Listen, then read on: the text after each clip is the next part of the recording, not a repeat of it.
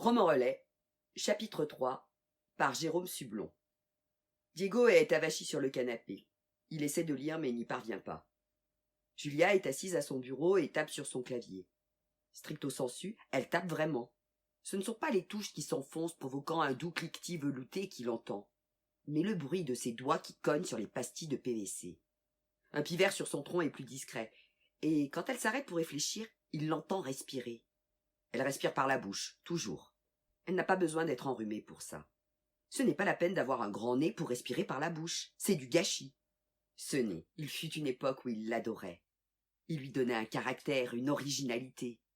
Mais là, c'est une excroissance inutile et dont la sonorité est insupportable. « Tu m'énerves !» La voix de Julia lui vrille les oreilles.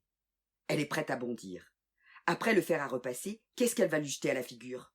La statuette de Bouddha est à portée de main. Elle est en pierre. Qu'est-ce que j'ai fait? Rien.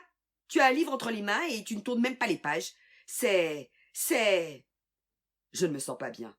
Je crois que j'ai de la fièvre. Quoi? Malade? Va dans la chambre. Ne me touche pas. Diego a lancé cette réplique sans réfléchir, se lève et se traîne à travers la pièce. Je vais appeler le 15. Julia déverrouille la porte. La femme sur le seuil porte un masque en bec de canard et des gants. Julia fait demi-tour pour laisser l'espace recommandé entre deux individus.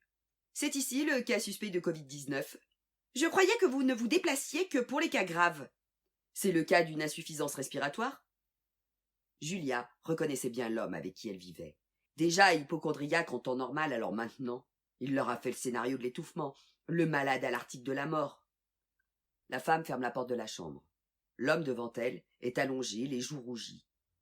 Elle s'approche de lui, enlève le masque et l'embrasse sur les lèvres. Il lui pose la main sur son cou et prolonge le baiser. « Pourquoi tu n'es pas venu te confiner chez moi? On aurait été si bien pendant 2 mois. J'ai essayé, j'ai pris ma valise, mais les flics m'ont obligé à retourner chez moi parce que je n'avais pas de permis pour me déplacer. Je ne savais pas qu'il en fallait un. Tu m'as manqué, Vanessa. » Il l'embrasse avec fougue. « Dans quel monde tu vis? Qu'est-ce que tu as sur le visage? » C'est Julia. Elle m'a brûlé avec le fer à repasser. « Non! Elle est folle! Il faut que tu me mettes en quarantaine. »« Tu rigoles? Je ne suis pas médecin. »« Non, mais Julia ne le sait pas. Fais quelque chose. Elle va me tuer. » Vanessa tapote sa petite valise en cuir. Elle explique à Julia que son mari présente une forte présomption de Covid. Le test le confirmera. Elle le saura le lendemain. En attendant, il reste dans la chambre. Aucun contact pendant 14 jours.